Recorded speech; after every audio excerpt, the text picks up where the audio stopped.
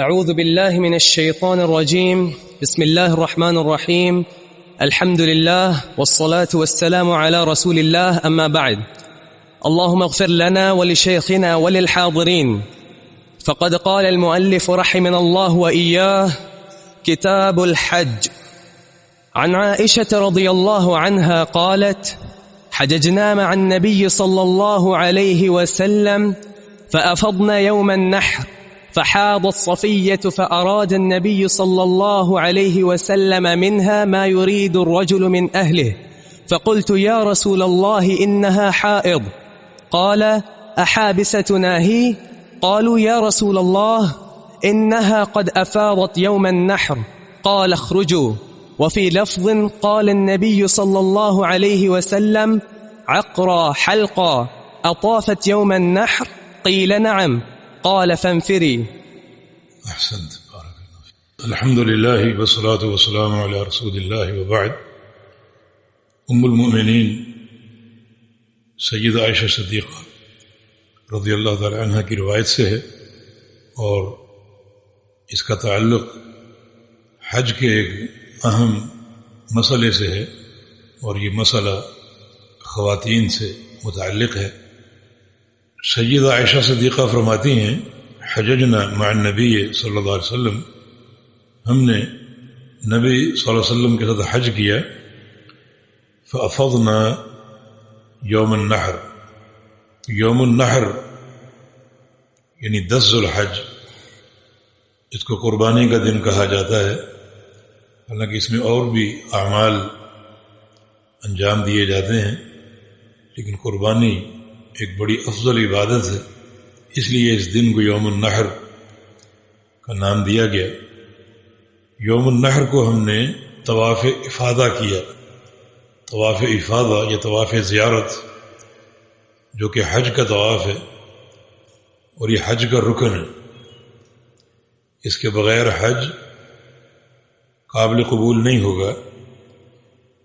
فحاضت صفیۃ، طواف افاضہ کر لینے کے بعد صفیہ ام المؤمنین رضی اللہ عنہ کو ماہواری شروع ہوگی، ان کے ناپاکی کے ایام شروع ہو گئے، حیض۔ فاراد النبی صلی اللہ علیہ وسلم منها ما يريد الرجل من اہلہ، رسول اللہ صلی اللہ علیہ وسلم نے صفیہ کا قرب چاہا، ان سے خلوت کرنا چاہی، اور جو ایک شوہر اپنی بیوی سے تعلق قائم کرتا ہے وہ تعلق قائم کرنا چاہا، کیونکہ طواف افاضہ سے فارغ ہو چکے تھے، اور طواف افاضہ کے بعد بیوی شوہر کے لیے حلال ہو جاتی ہے، اور خلوت مباح اور جائز ہو جاتی ہے۔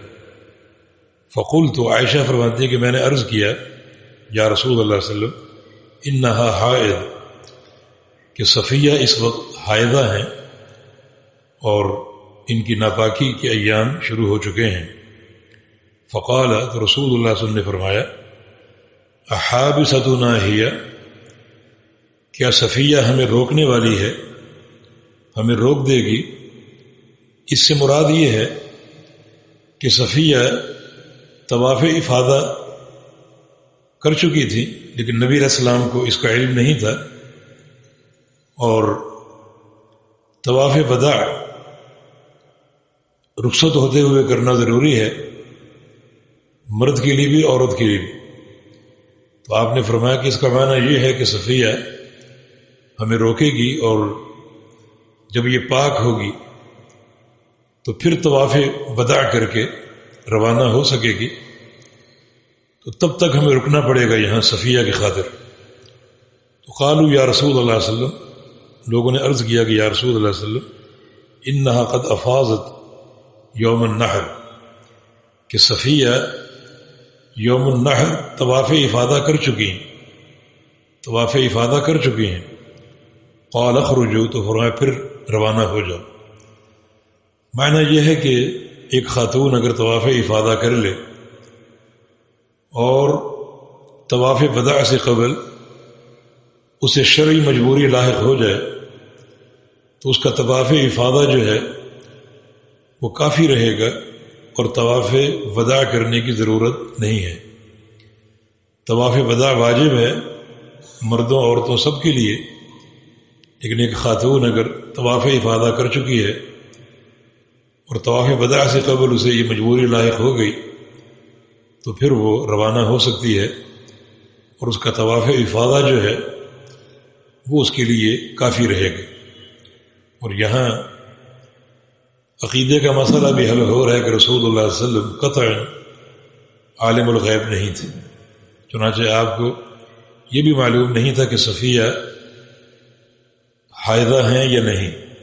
آپ نے صفیہ کے پاس جا کر ان کے خیمے میں خلوت کرنا چاہیے، آپ کو علم نہیں تھا کہ اس وقت ان کو حیض لاحق ہو چکا ہے، اور آپ کو یہ بھی معلوم نہیں تھا کہ صفیہ نے طواف افاضہ کیا ہے یا نہیں کیا۔